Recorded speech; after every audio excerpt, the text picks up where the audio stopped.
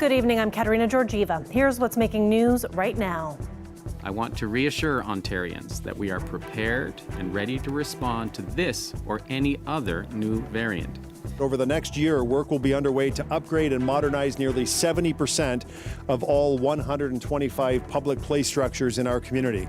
Celebrating the story of Hanukkah, celebrating the miracle of the oil, and bringing light to where the world, it says a little light dispels a lot of darkness.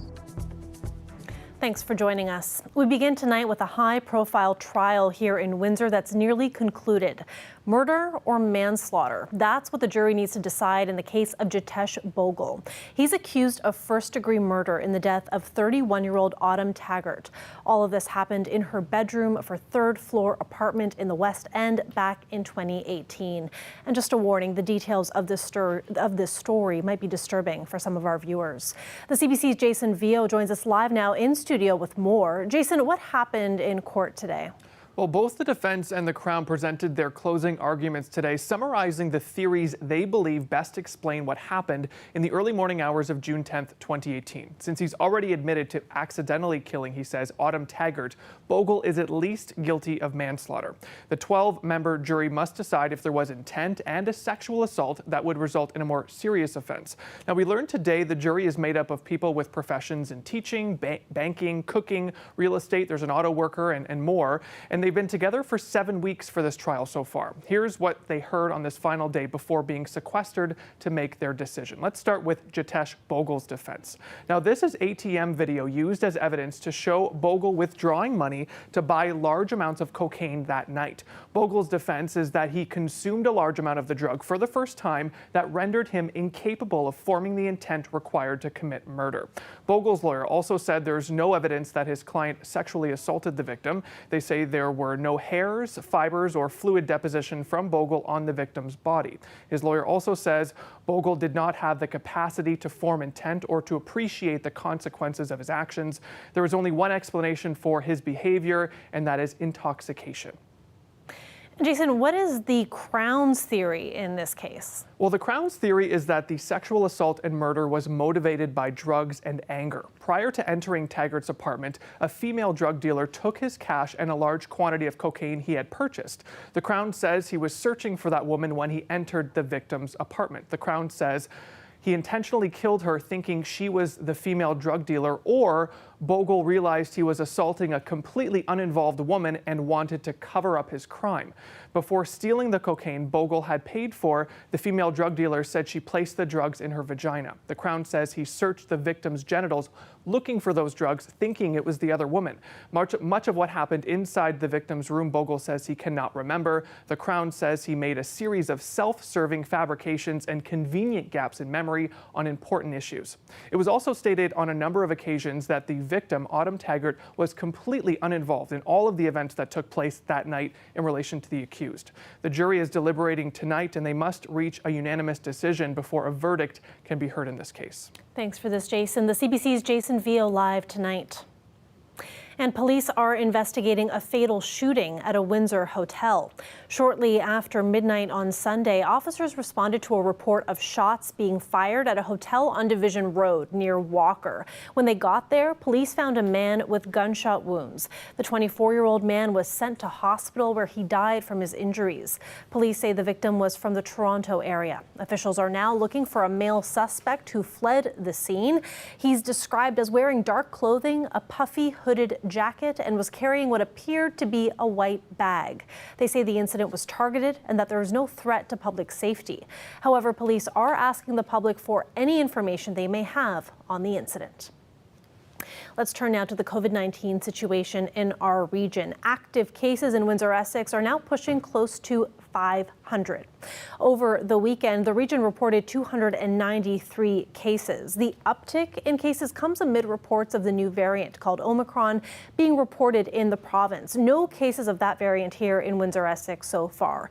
Public Health says despite the discovery, directives remain the same and people should continue to wear masks, physically distance from one another, wash their hands, and limit their in-person social activities. And on a positive note, the health unit says locally 3,200 1,291 kids aged 5 to 11 received the COVID-19 vaccine since they first became eligible to get their shots on Thursday.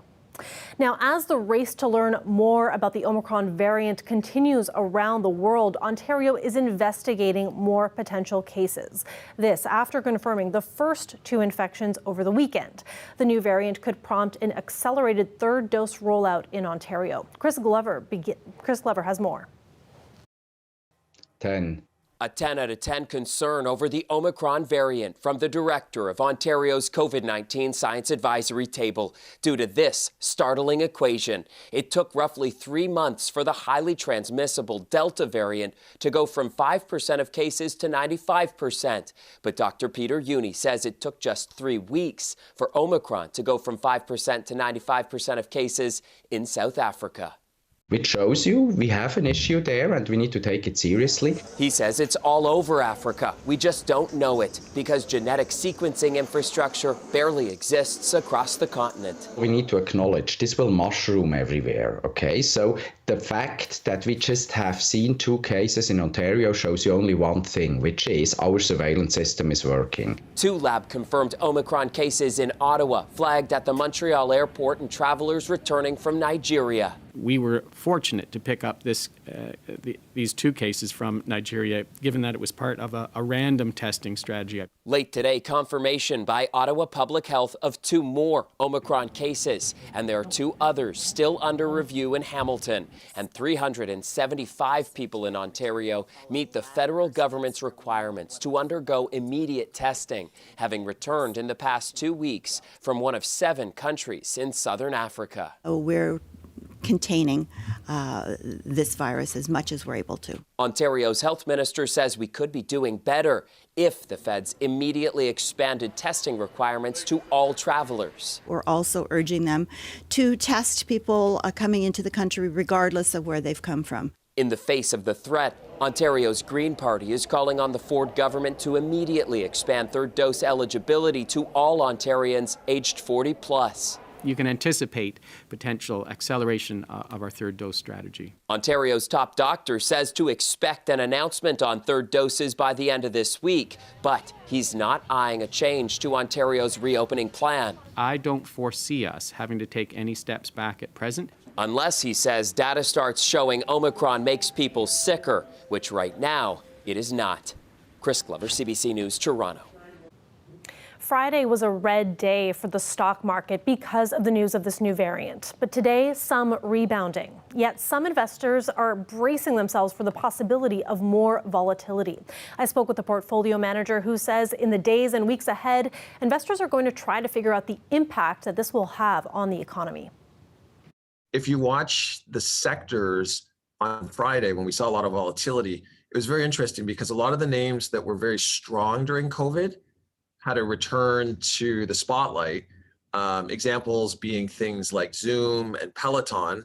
Things that were under a lot of pressure on Friday were things like cruise lines, airlines, travel booking, even oil and gas, on the premise that if the economy did slow down, there wouldn't be demand for oil and gas as the economy expanded. So saying that, I mean, it goes back to diversification. If you're covering portfolios and you're set up properly to weather the storms, you would definitely see some volatility on Friday, but those were the sectors that were affected the most. I think one of the things for viewers is perspective. I mean, we have seen this type of volatility. We went through it in March of 2020 when the first variant arrived and there was uncertainty. The market's shown itself to be resilient as these companies have recovered. So I think there's that piece of long-term perspective, why you're invested, what you're invested for. And also, as I say, the asset mix is key in these types of situations to ensure that it fits me, not only on days when the market's going up, because everybody's happy when the market's going up. It's when we start to see some downside volatility like we saw last week. If you're starting to get really concerned at that point, it's definitely a time to sit down with your advisor and make sure you have the right mix. The price of buying a home is shattering records all across Ontario. So the Ford government is calling on cities to speed up their approvals for new housing developments. The opposition is asking whether that's the best way to make homes more affordable. Queen's Park reporter Mike Crawley takes a look. The soaring cost of housing. Wherever you live in this province, it's an issue. Developers say municipalities take too long to grant permission for new housing projects. They say it's driving up prices by choking supply. That's also the Premier's view. Believe it or not, folks, sometimes when they apply for a permit, it can take 4 to 6 years. Where in North America does it take 4 to 6 years? And the logjam is at municipalities. When it takes 4 years to get a permit, we're going to sit down with the municipalities and see how the province can help them. Give them the tools that they need to speed it up. These past 2 years, the average sale price of homes has jumped sharply in Ontario's biggest cities. It's also happening all around the province, and the price spikes in smaller cities have been even more dramatic. The Ford government's solution? Build more homes faster. Man, we got to start cutting the permit times down big time and start getting houses built as quickly as possible. We know that there are delays, particularly at the municipal level, caused by duplication and red tape that are obstructing new homes from being built, which is shutting out Ontarians and their families from realizing their dream of home ownership. But how significant a factor are municipal permit approvals in the red-hot price of real estate?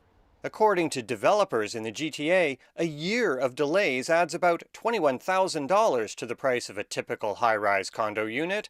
For the average new house, it's about $35,000. My suspicion is that this is all about pandering to his developer buddies and pointing fingers at everybody else in terms of responsibility. The Premier has called the mayors of Ontario's 30 biggest cities to a housing summit next month, and he's warning them that the province will soon start grading municipalities on how quickly they give permission for new housing projects. Mike Crawley, CBC News, Toronto. 32 aging playgrounds in Windsor will soon get a new lease on life and fun. The city is spending $26 million on work that includes new equipment and upgraded safety features. Officials are saying improvements will start in full swing next year. Dale Molnar has the latest details. Last July, City Council approved investing $9.4 million in upgrades to the playgrounds. The request for proposals is out, and the city will begin accepting bids later this week. These investments will improve our park system, our quality of life, and healthy active living options for all citizens. This includes monument repair, redevelopment and design projects, multi-use trails, and new lighting. It is important to remember that these design and improvement ideas came from you, the resident. The city will ensure that current playground equipment will remain in use until the new equipment is installed. Some of the work on the parks will also involve improving the safety of the parks, like adding solar lighting on the trails. So you will see trail accessibility components added, as well as some additional solar lighting to help make the playgrounds more inviting and safe spaces for the community. One of the projects will involve moving the playground at Legacy Park to make way for the beacon, which will house the streetcar number 351. The playground at Legacy Park is going to be relocated just a couple hundred meters to the east, and still in the very eastern edge of Legacy, just before you get into Dieppe along Riverside or along the riverfront. So that project is going to begin as well over the course of late winter, early spring. The costs of the playground will depend on the size. The smallest will cost around $225,000. The medium-sized playgrounds around $315,000, and the largest around $400,000. Completion of all the projects will be in 2 years' time. The city expects to select the successful bidder on the project by the end of January, and then the work will be able to begin once weather permits. Dale Molnar, CBC News, Windsor. For the first time, Windsor's Jewish community lit a menorah in Jackson Park. Last night, the Chabad Jewish Center came together to mark the start of the 8-day holiday. Dozens came out to watch as the 8-foot-tall menorah was lit. The center wanted to hold this event last year, but COVID-19 forced it to go online. The rabbi at the center spoke with CBC News about Hanukkah and what it means to see everyone back together again. Am Yisrael Chai, Am Yisrael Chai. I think it shows Windsor as being diverse, that we can have so many different religions living in a cohesive, unified manner, and that we live in this great country, that we're able to go out and show our pride and show our religious pride and show the world, we are happy and proud of who we are, and not have to worry about anything else that they had to worry about at that period of time, when the story of Hanukkah happens. Everyone has the ability to light someone else's fire, to become a lamplighter. And that's really the message of Hanukkah, is to light someone else's fire, be there for someone, be kind for someone, help someone. And with that, you never know that one little light, what that person can do is spread to another light, to another person. And then obviously then you have a domino effect. So I think it brings a lot of light, especially in the time that some people may be going through a little bit of darkness with everything that's going on. And if you missed the menorah lighting last night, it will be included in this year's Bright Lights display in Jackson Park, which starts on Thursday. A local Christmas tree grower is anticipating another hot season. Shortage over the past few years, coupled with COVID, has meant trees will likely leave the lot much faster. We stopped by the McGregor Tree Farm to talk supply and demand. I traditionally farm my whole life. Yeah. And this kind of farming is different, and it's quite a bit of work. No, what we found last year, we thought it was a bump up about 20%, and I actually, when you guys came last year, it actually wasn't. We stayed the same. It was just sold out faster. Pretty much the same as last year. We're expecting this weekend and next weekend to be the busiest weekend. Normally, in the past, it's been over a 3-4 week span. We're just finding people coming quicker because the shortage is out there, and people know about it. It's on the media, so we find people are coming sooner. Right. We kind of know, like, these trees you see here, we know when to stop to make sure we're healthy for the future years. People will chop these trees, but we can't let them. We got to get them to chop the ones that are a little bit bigger. So we kind of have that threshold line to stop it. So this year we're in better shape than last year as well. So saying all that, we find a lot of young people are coming because it's kind of a new trend. But the ones that do, the novelists that are steady customers, they are adamant about getting a real tree. Let's take a live look outside there. Some periods of snow expected this evening, and then we've got a break from some of those flurries for the next few days. Colette Kennedy will be here with your forecast right after the break. Stay with us.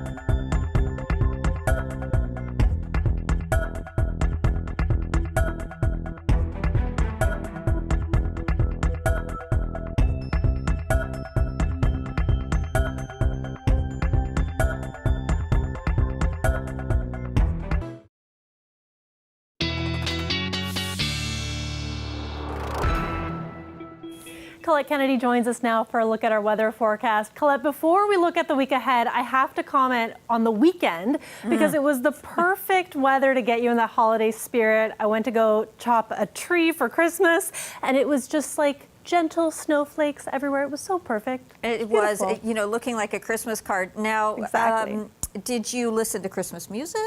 I did. Okay. I whipped out the Michael Bublé, because that's what you do this time of year. So. Yes. I like the classics and then Justin Bieber, but that's another story. I don't know if I've listened to Justin Bieber's holiday stuff. Do I'll have yourself to do a favor. All right, let's go ahead and take a look at what's going on here with your weather picture and our current temperatures, 2 degrees.